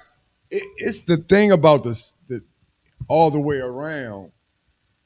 We got used to them. They never got used to us. Right. You see the difference of the two? Ooh. You see, that's the difference between a white world versus the black world. You see, if we ever get that corrected, we need to have it. White people we were forced to get used to white folks. They were never forced to get used to us. Do you get what I'm saying? That's why they never know, because we'll always go around them, and we had to act a certain way. We was always taught you got to do this around them, and as young, that's how it is. Even to this day, we 30 years apart. And when we was young to go around, and you automatically know to act a certain way. Do you see when you around Right. white people, you automatically know had to act a way. But white people never had to act a certain way around us. They might be quiet when they're around a bunch of black people. Do you get what I'm saying? But that's as good as it gets. But that's as good as they get. They never going to act a certain way to be around us. That's interesting that you say that, because also too, this is one thing that grinds my gears, so to speak. It's like black people don't own anything but the Negro card. Like, who can say nigga or not? Like, they get an N-word pass or not. That's like the only damn thing that we own in this whole goddamn country. We don't own we don't own nothing. I mean, there are individual black people that own individual things, and we starting to get it right. But it's 2025. And like you said earlier, like I don't think people really grasp the gravity of what you're saying when you're saying it. It's 2025, and you still say we have the first black this. We have the first black that. And you know why? Because we are so, even when we're around white people, let me give you a prime example. We're two black people around white, and you don't know, like, we are so afraid of what the white people will say or how they feel. And to this day and time, I'm like, why are you so, who are they? And at the same time, I don't knock them down or anything. It has nothing to do with how they feel. It's like, why do you feel that way? You are just as important as they are, or vice versa. It has nothing to do. Right. But that's why we're in the way we are now. And that's interesting that you say that, because the 1960s, like I said, was an interesting time. And we've done extensive research on it. You was actually born in the 1960s. I had to do extensive research. All you had to do was just exist because you was born at those times. But one thing I noticed was especially, like I was saying, the entertainment and the integration of sports. And one major thing that was a bridge was the integration of sports. And let me tell you what was going on. You had teams that had black players on it at the time, right? And the black players was beating the crap out of white players, right? And teams such as Alabama was worse in 1969. We're going to talk about this in the 1970s episode, though. But they had an all-white team. It took them all the way up until 1970 before they had a black player to start for them. But it started, and the beef and the feud really started in 1969, which is why I'm mentioning what I'm mentioning. But during the 60s, they had the NBA and the NFL and all this stuff, right? And they had teams that had black players on them. And the teams that refused to have black players on them was getting straight up demolished by the teams that integrated and knew better and they had black players on it. One of the most infamous examples is Alabama. It took for the Alabama, and this just happened in 1970 from the 1969 season. In 1970, though, Alabama had faced USC for a game, and USC had like 18 starting black players on their rosters. 18 people that were starting on all three sides of the football, and there's only 33 positions. So they had 18 black people starting out of 33 positions. So they went down to Alabama, who refused, the Crimson Tide, they refused to have black people play for them in 1970. And then when the game happened, they seen who was the running back at the time? Look, I'm bad with names, but they seen the black man run by him. They seen the black man run by him. Before they knew, they're like, what the? And they was like, the coach at the time, who swore that he wouldn't have black people on his team, they asked him, now why you start recruiting black people religiously? He said, I gotta have Negroes to catch up with these other Negroes on the other team. That's what the nigga said. That's what that man said. He said, look, after that team went and smoked them, after USC had smoked Alabama, the coach that refused to have the Alabama coach who refused to have black players play for his team, he started recruiting black players religiously after that. And they say, why are you doing this now? It's a total 180. Like a total 180. He said, well, I got to have Negroes to catch up with these other Negroes around the league, because His team got them white boys didn't have nothing. They didn't even know what was running before they even knew what hit them. The USC was in the end zone, scoring points every time. They wound up beating them, I think, 42-21. Smoked them. Smoked them in Alabama. And what was crazy was the people in Alabama at the time, the Negroes in Alabama at the time, by the thousands, was out there after the game rooting for USC. Okay. And they all from Alabama. They was all rooting for USC.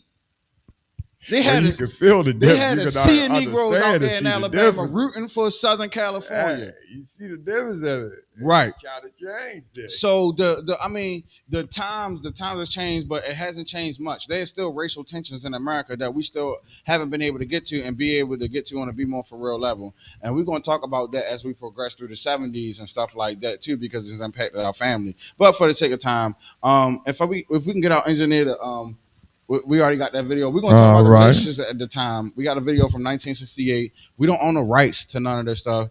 We're going to touch on this. We don't own the rights, y'all, but we going to use it. This Hezekiah News. We don't own the rights, y'all, but we going to use it. This Hezekiah News, man. We're going to go ahead and pull this up. We're going to talk about the relationships between the black families at the time. And this is very...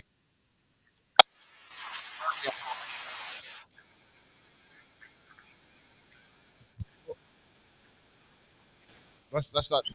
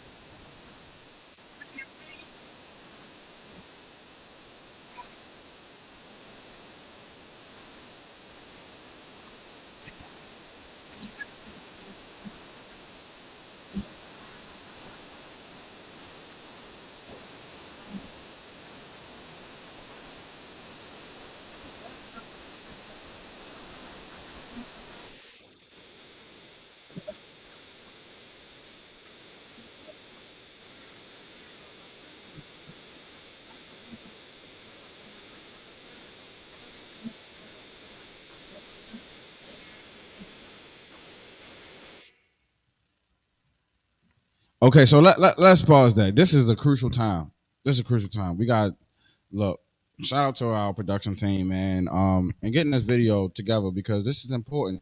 These are the relational times, the relationship times, and the relational times that's going on now. And this is in 1968. This happens to be the same year Martin Luther King was assassinated. This was 3 years after Malcolm X, and this was 6 years, 7 years or so, or whatever, what have you. I'm 5 years or so after John F. Kennedy was assassinated as well. So during this time, there was the civil rights movement, but another movement happened, which is the dichotomy between the black family, which is what I really want to highlight because I'm an advocate for the black family. I'm an advocate for the black man. I'm not a woman, so I can't say what a woman's side is going to be. I can only tell you the black man side of it, and we're going to go from there. You understand what I'm saying? But as I digress, it's really important to talk about this. So based on that clip, what did you see starting off? Say again. Speaking to the mic. Say again. You give me a little bit more shot. I need a little bit more of it. You get what I'm saying? Don't give me. I mean, opinion. I can bounce off, but you know. I mean, it was a long segment, but I look for that first segment, right? I can see that that the woman in the clip, she's asking how can she get the man to do certain things, and the man is saying, how can we get the woman to see certain things? So I see from the very jump that the woman wants a man to do a certain thing, and the man wants the woman to see a certain thing. It's two different things that's trying to be exercised here. Another thing that I noticed is that they all, I believe everybody in that room, according to the post, they were single. And this happened in 1968. This was in 1968 that this report was made. And the major thing that I wanted to highlight about it was the contrast and the start of the quote unquote gender war. So we wondering where this stuff starts from and how it was created. And this is why I'm going to the 1960s. Let's dig deeper. Let's research further. 68, yeah, 1968 at the latter half of the 1960s. So it's the start of the gender war is the generalization of what I'm saying. Do you have something to say to that? Mm-hmm. Okay. Let's continue the clip if we could.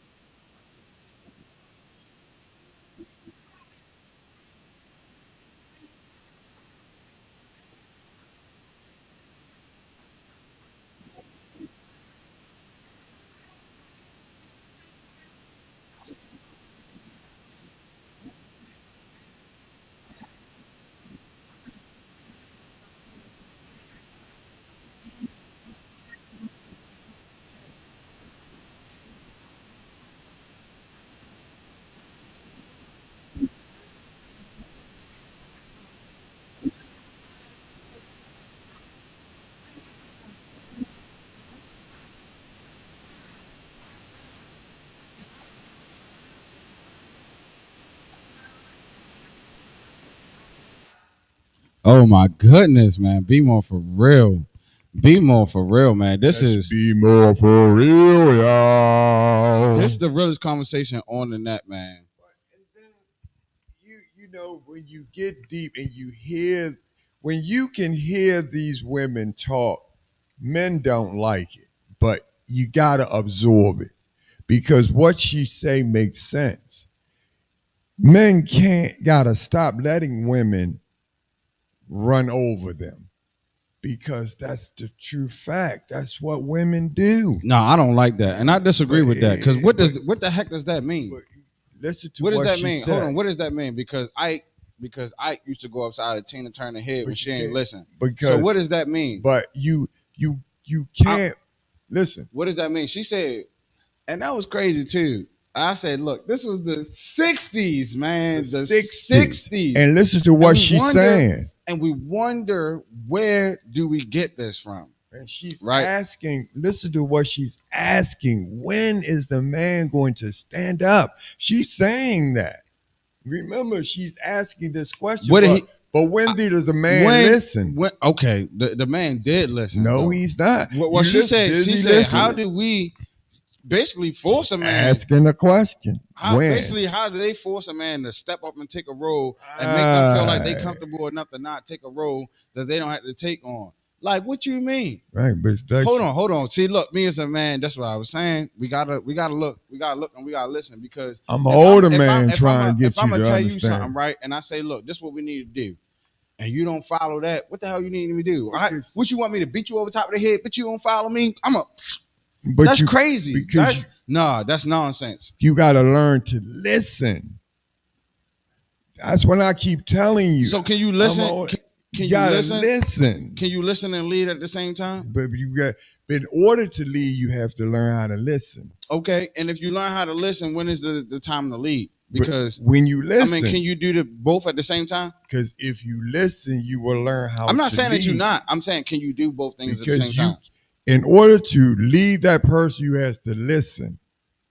Because you will learn how to lead that person if you listen. Because you will learn how that person operates. And therein lies my problem with the generation of the 60s. Not a shot at you, but it's just, I mean, on a BMore4Real level. Yeah, BMore4Real. I think that the men of the older generation, they were so submissive and docile that they let these women run roughshod over them to the point where as though they used to that, because Oprah Winfrey and her network, Ricky Lake, all of them, Jenny Jones, all of them, all the Lifetime Network, all these male bashing networks that then worked around men for not centuries but decades, that has ran roughshod over us. But when the moment that a man like him, he's well spoken, he's not frustrated in what he's saying. But the woman is still like, what about the educated woman? What about that? Don't nobody care about your education, because guess what? When you get your education, you get your money, you ain't going to be worrying about taking care of a nigga or taking care of a family. What does that benefit us? You only just worried about you. That's where that mentality started. And that mentality started from the second wave feminism, which was started by the white woman. It was never for black women. That's what I'm going to say. It was never for them. Flip the side of the coin. But see, that's where I say you take it too deep. That's why you get at this point. Because she's educated does not mean it's a bad thing. It's never a bad thing. But listen, there are some women do take their education too far. See what I mean? So there's a flip side to the coin too. But she's saying that. She's saying it's okay. It's not about the education. It's about the communication between the family. You just said it. It's never about the education. Let's go back. It's the communication. I think not her education. I think that's the major dichotomy between the male and the female. It's like, okay, you talking about you adopting all that other stuff. What does that have to do with you being a wife, a mother? What does that have to do with you being a partner, a companion? They ain't got matter of fact, your degree or none, they ain't got nothing. It don't even benefit me. Right. You don't look, if I was broke and you had your degree, you wouldn't want to take care of me. My degree, on the other hand, if I had a degree as a man or whatever, it's going to take care of you. It's going to take care of my family. It's going to take care of my kids. But it depends. That shit hold weight. It depends. Excuse my language, but it depends on the type of man that you are. You're not. Our men are not like that. Take care of a family, but it's like not. That. Listen, you're not. Remember, I said compatibility. A lot of people are not compatible. Right. It's certain men are compatible with certain women. Right. It is certain women who are educated and understand their certain men that they work with. Others try to bend and work. It doesn't work. All doesn't work. That's what I'm trying to say. That's where we fail at. Remember I say, of course, because we don't work together. That's it. And I agree with that. And I think that's the major mission component. Like I keep saying, like, okay, you have a degree, miss, but how would that help and benefit our family? If I was to fail and fall flat on my face, is you gonna say, all right, I'm gonna pick this family up and keep on moving? A degree just might. It just might, but no. That's not the case.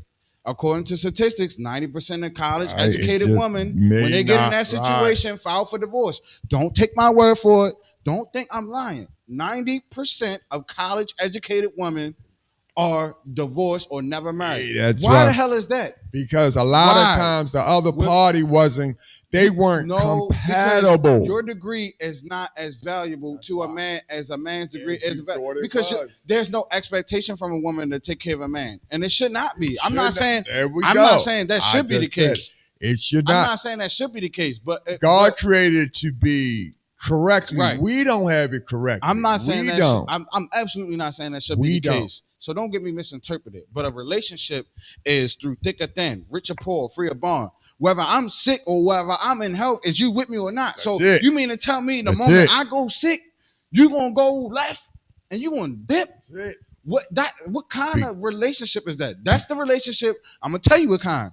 That's a rhetorical question. The relationship, the kind of relationship that is an employer to an employee. Because the moment your tail get fired, or the moment you gotta get released, or the moment you die, or you're no longer useful, I gotta put out other applications to replace you.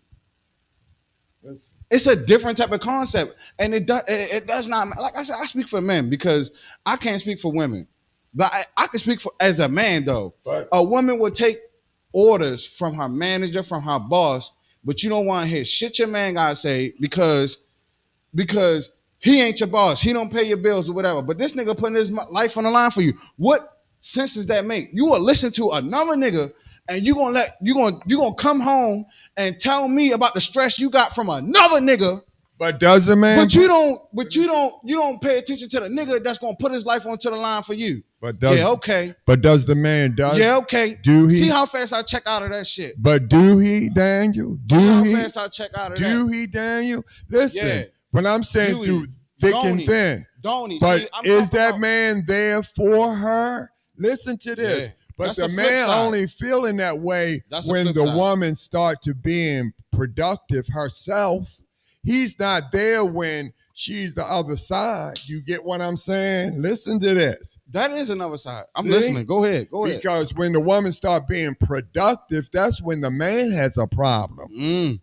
Do you see? He don't have no problem when she's sitting there waiting for him. Yes, sir. You know what I mean? Yes, sir. But she ain't going to keep waiting for him. She's going to start being productive. Talk that and talk. And he needs to understand that he needs to fall in line or he needs to move. Do you understand? Whew. Talk that talk. You need to understand what's being compatible. The relationship usually not compatible. For me, it's not about compatibility, but have to be. It's not more so about compatibility as much as it is about communication. Because, like I said, you can, like I was saying on other episodes, and I've already learned this from other people, from Wise Man. You can learn to love somebody. You understand what I'm saying?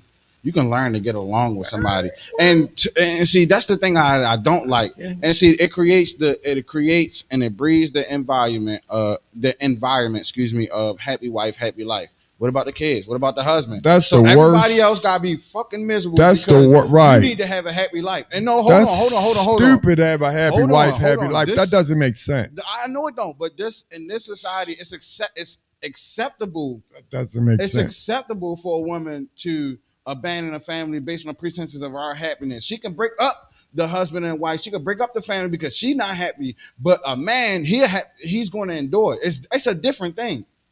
Even if he's not getting the satisfaction, even if he's not getting appreciation, even if he's not getting the respect at home, it's a different type of thing. But to say a happy wife, a happy life, it makes a happy home, that is crazy. Now, I did hear now in 2025, I'm glad that we have people on opposite spectrums of the internet. I heard happy spouse, happy house.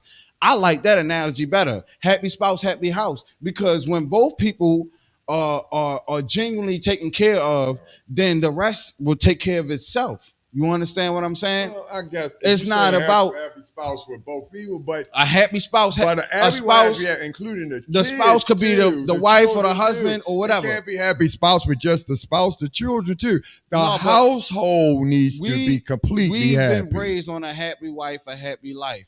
And I'm telling you in 2025 that shit is some bullshit. But you ready and it's for some this? selfish shit. And I'm gonna tell you something. Hold on. Let's do this, right? A man, you expect to take care of the bills and all this shit, right? In a heterosexual relationship, right? Tell me this. In a heterosexual relationship, look, follow me, listen to where I'm going, right? The man, hold on, follow me, listen, because I've heard this, right? I heard this too, right? I ain't just make this up. I heard this from somewhere, I don't know. But in a heterosexual relationship between a man and a woman, the man is expected to foot the bill, right? So he's expected to pay all the bills. Tell me, when women get with another woman, who's expected to pay the bills? Tell me that. Tell me that. Can you tell me that?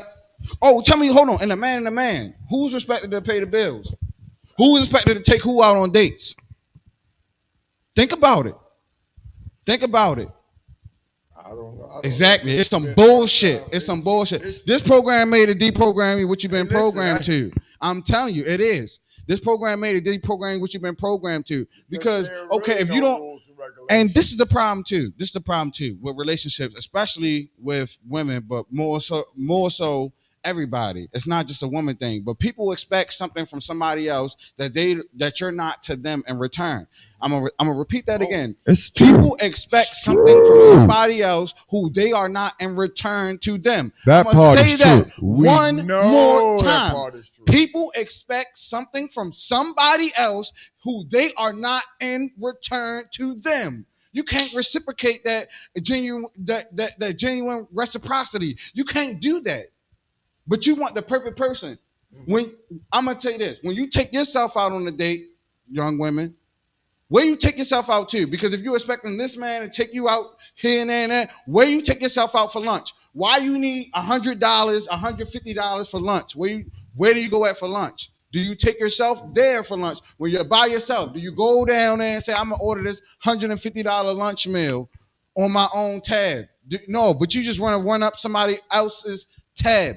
And that goes for the men too. Oh, don't think the men escape. How you think you expect a woman to foot all the bill and respect you at the same time? It don't matter who you going out with. The same difference, right? Expect a woman to do all the heavy lifting, pay all the heavy bills, and you expect her to have some type of respect for you and think that she don't hold no type of weight. You're dumb. That it doesn't make sense. It's not logical.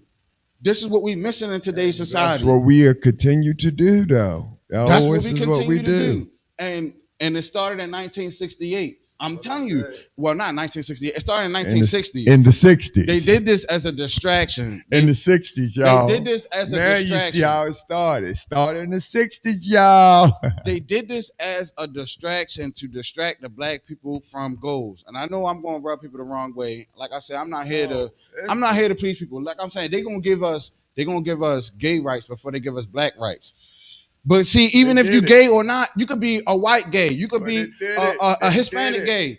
They're going to give you rights before you give black people rights. Like, what does it matter if you black, if you gay, straight, or religion or creed? I thought that was the First Amendment. I thought that was the very First Amendment. It don't matter your race, creed, religion, background, your speech. You have freedom of all of that. That's what I thought. Correct me if I'm wrong. But instead of giving black people their just due, you're going to give us DEI programs and say, oh, we're going to get DEI programs. You know who that benefits to? That benefits the white Europeans who come over here as immigrants as well. That benefits the Latinos. That benefits the women. Nothing says that it's specifically for black people. I'm going to tell you this. I'm going to say this.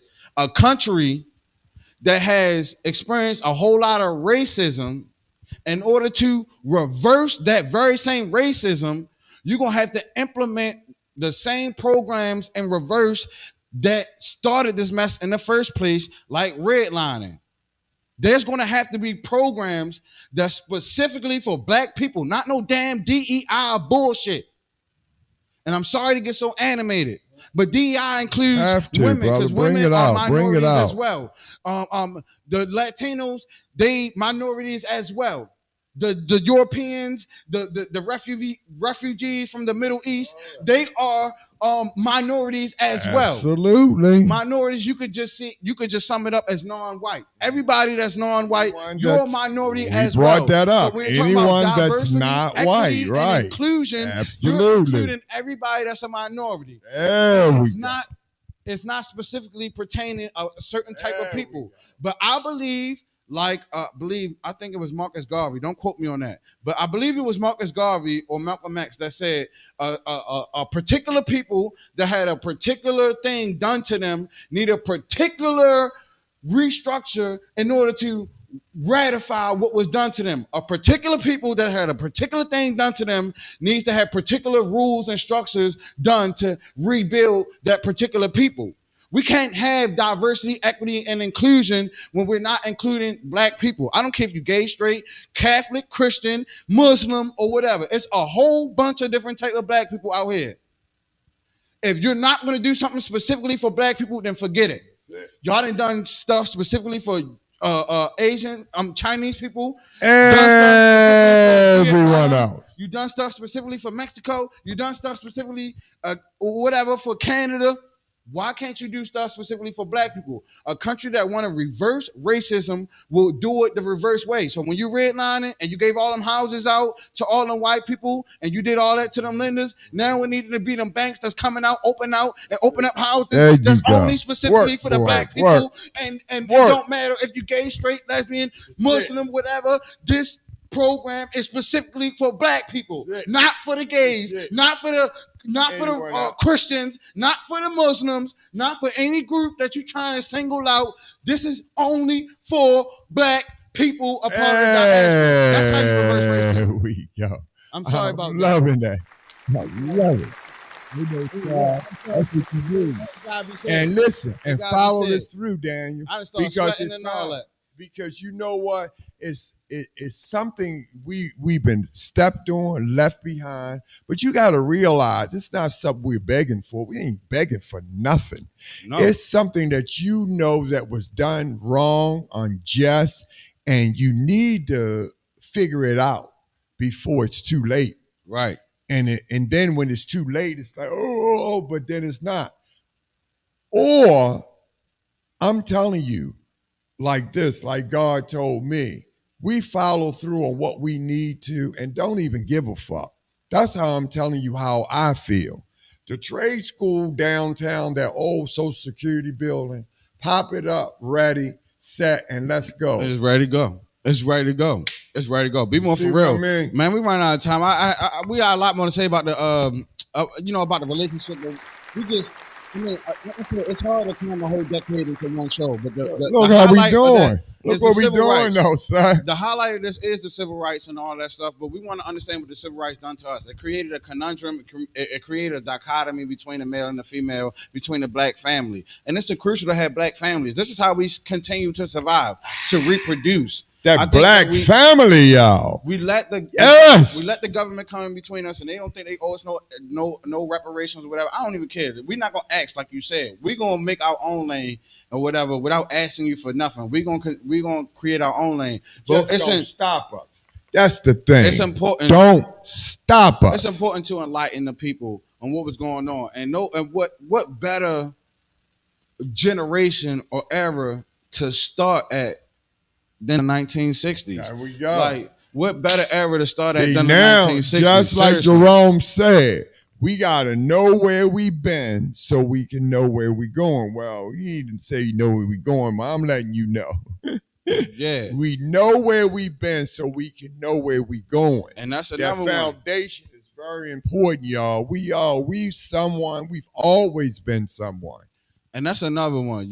I think it was Marcus Garvey that said a person that don't know where they come from is like a tree without roots. You know what I'm saying? Mm-hmm.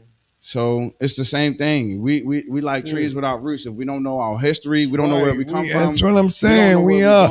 And us blacks, that's what it said. They try to rip us down so we don't know anything about anything. We've always been someone. And that's why they always image of these 304s. They gave us these images of these thugs, and we got our black men running rampant around here. I'm gonna tell you one thing: the leading cause of death, and even in black women, in the top 10, you won't even see homicide. And white men, white women, you won't even see homicide. The fourth leading cause in black men is homicide. I'm telling you, that's crazy. And there's no other demographic like that. Listen to what I'm saying. I'm gonna slow it down. Correct me if I'm wrong. But the fourth leading cause of death in black men is homicide. It's not in black women. It's not in white women. It's not in white men. It's not in any other culture. In other cultures, they actually die from diseases, accidents, misdiagnosis of medication, and all that other stuff. Anything else but homicide.